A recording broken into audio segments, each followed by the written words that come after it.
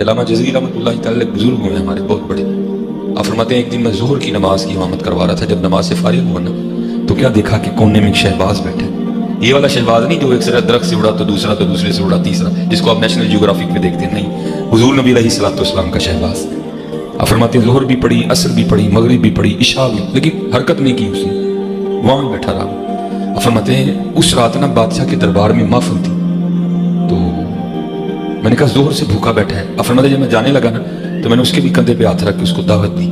میں نے کہا بادشاہ کے دربار میں محفل میلاد مصطفیٰ علیہ الصلوۃ والسلام ہے, تو چل میرے ساتھ, محفل میں بھی چلا جائے گا, ساتھ کو لنگر بھی کھانے کو مل جائے گا. آپ فرماتے ہیں مجھے آگے سے کہنے لگا کہ حضرت میں نہیں کہیں بھی جاتا, لیکن اب اتنا کرم کیجئے گا کہ جب واپس آئے تو میرے لیے حلوہ لیتے آئیے.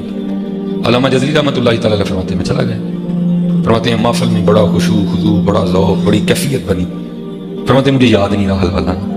کہتے ہیں میں گھر آ کے سو گیا. آپ فرماتے ہیں جب سویا تو کیا دیکھتا ہوں کہ حضور نبی علیہ السلام کی بارگاہ میں حاضر ہیں.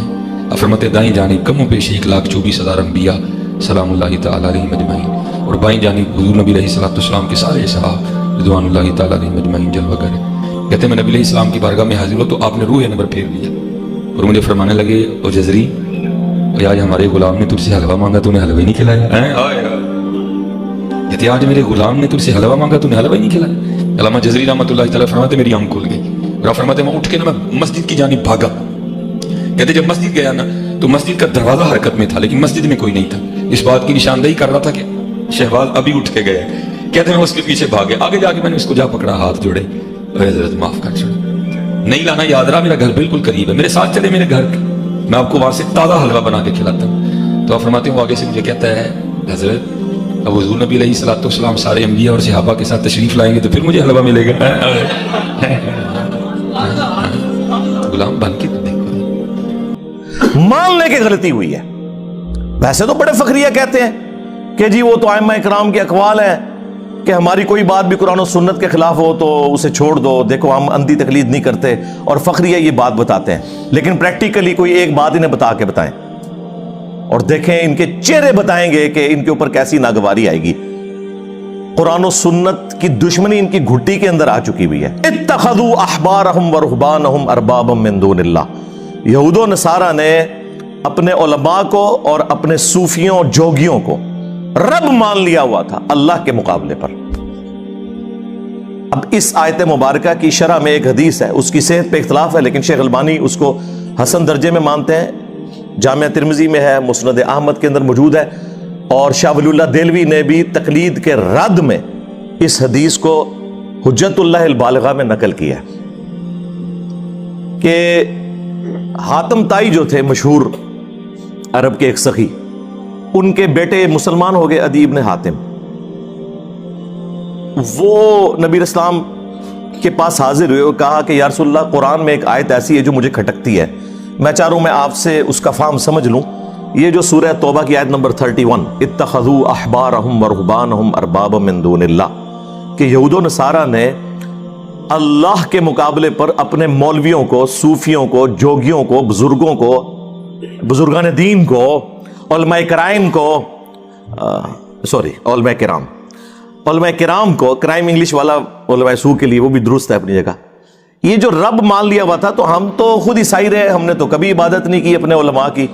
تو نبی علیہ السلام نے فرمایا کہ کیا تم اپنے علماء اور صوفیوں, رہبان, ان جوگیوں کے کہنے کے اوپر اللہ کی طرف سے جو چیز حلال تھی ان کے کہنے پہ اسے حرام, اور جو اللہ نے حرام کی تھی ان کے کہنے پہ اسے حلال نہیں مان لیا کرتے تھے؟ ان کا یا رسول اللہ ایسے ہی تھا. تو فرمایا یہی تو رب بنانا ہے, کیونکہ شریعت کا کسٹوڈین اللہ ہے, وہ ڈیسائیڈ کرے گا کہ رب ماننا ہے ان کو. نہیں جی, نبی علیہ السلام نے آپ کا ایک مسئلہ حل کر دیا. جو میرے اوپر بڑی تہمت لگاتے ہیں نا, یہ کہتا ہے جی وہ ڈائریکٹ دیکھیں کہ قرآن و سنت میں کیا ہے, بزرگان دین سے اور علماء سے پوچھ کے نہ چلیں. تو نبی علیہ السلام نے تو کہا کہ یہ جو پوچھ کے چل رہے ہو نا, دیکھ لو کہ یہ جو پوچھ کے چل رہے ہو وہ صحیح بات بتا رہے ہیں یا اللہ کی وحی کے خلاف بتا رہے ہیں. تبھی کہا نا کہ تم اپنے علماء کی باتوں کو اللہ کی شریعت کے خلاف مان لیا کرتے تھے. تو اس کا مطلب ہے کہ ہر بندے نے دیکھنا ہے کہ یہ مولوی کوڑ پہ مار رہا ہے یا سچ پہ کہندا ہے. یہی مطلب ہوا نا. وہاں تو کسی نے نہیں کہا کہ جی ہم تو ناقص العقل ہیں, ہم جاہل ہیں, ہم کیسے دیکھ سکتے ہیں کہ قرآن و سنت میں کیا لکھا ہوا ہے یا رسول اللہ, یہ تو علماء کا کام ہے نا. تو دیکھ لیں اس سے یہ بھی رزلٹ نکلتا ہے. اور ڈگری ان کی, اس کی اوقات یہ ہے کہ بریلوی دیوبندیوں کو جاہل کہتے ہیں, دیوبندی بریلویوں کے علماء کو جاہل کہتے ہیں, سنی شیعہ کے, شیعہ سنی کے. یہ ٹوٹل اوقات ہے ان کی ڈگریوں کی. اور ہماری ڈگری صحیح بخاری میں بلغوا عنی ولو آیا, پہنچا دو میری طرف سے خواہ ایک آیت ہی آتی ہو. یہ نبی علیہ السلام نے ہماری ذمہ داری لگائی ہے. باقی فقہ حنفی والوں کو ہم ریکویسٹ کریں گے کہ آپ ذرا اپنے بابا جی, جنہیں سارے بابا مانتے ہیں, شاہ ولی اللہ دہلوی, ان کی کتاب حجت اللہ البالغہ پڑھ کے تو دیکھیں. انہوں نے تقلید کے بارے میں جو طبیعت آپ لوگوں کی صاف کی ہوئی ہے نا, انہوں نے کہا کہ امت کی گمراہی کی سب سے بڑی وجہ یہ اندھی تقلید ہے. ہاں, انہوں نے کہا کہ واجب ہے لوگوں کے اوپر کہ جب انہیں سنت پہنچ جائے تو وہ سنت کے مطابق عمل کریں, اپنے امام کے اقوال کو چھوڑ دیں. اور انہوں نے اس میں لکھا ہے جو بخاری اور مسلم سے بغض رکھے وہ سنیت سے خارج ہے. اور اس پہ اجماع ہے کہ بخاری اور مسلم کی تمام متصل الاسناد احادیث قطعی الصحت ہے. ان سے بغض رکھنے والا بدعتی ہے, وہ سنی نہیں ہو سکتا. تو مجھے بتائیں کون بغض رکھ رہا ہے؟ عزتیں اویل کر رہے ہیں قرآن و سنت کے نام کے اوپر, چندے اکٹھے کر رہے ہیں قرآن و سنت کے نام کے اوپر, سواریاں سوار کر رہے ہیں مکے اور مدینے کی آوازیں لگا کے, اور پھینکتے کہاں ہیں دیوبند اور بریلی میں جا کے. اور جو شخص انہیں کہتا ہے کہ بھائی ان بابوں سے دستبردار ہو, اپنی نسبت اس کے ساتھ مضبوط کرو جس کی قبر مدینے میں صلی اللہ علیہ وآلہ وسلم, تو یہ کہتے ہیں کوئی نیا فرقہ لے کے آ گیا. نیا نہیں لے کے آیا سرکار, یہ مرنے سے پہلے اے مسلمان کر لیں اس پہ غور. کتابوں کا خدا اور ہے, بابوں کا خدا اور.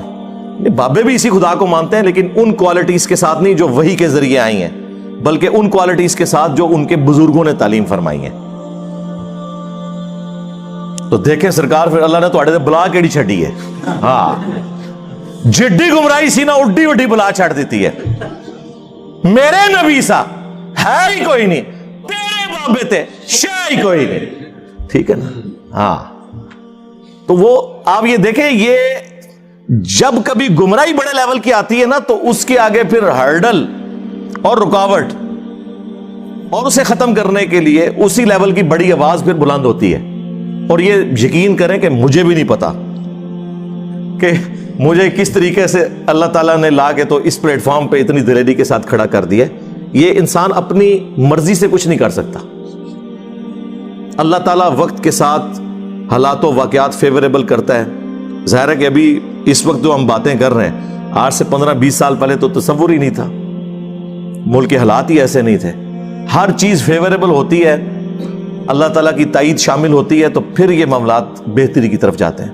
تو ہم ان کو بار بار یہ چیز سمجھا رہے ہیں کہ اللہ سے ڈر جائیں, اپنی اصلاح کریں. اس لیے ان کے اوپر 4 نہیں 5 تکبیریں پڑھیں, ایک مجلس میں انہیں 3 طلاقیں دے کے ان سے جان چھڑا لیں.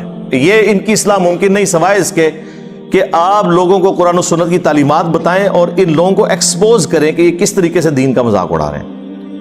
اور یہی کام ہم کر رہے ہیں الحمدللہ. صلو علی محمد و آل محمد, اللہم صلی علی محمد و علی آل محمد و اصحاب محمد و ازواج محمد اجمعین الی یوم الدین.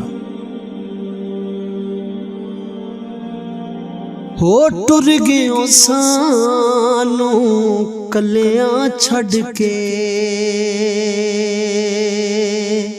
دس کیویں دل پر چاہیے,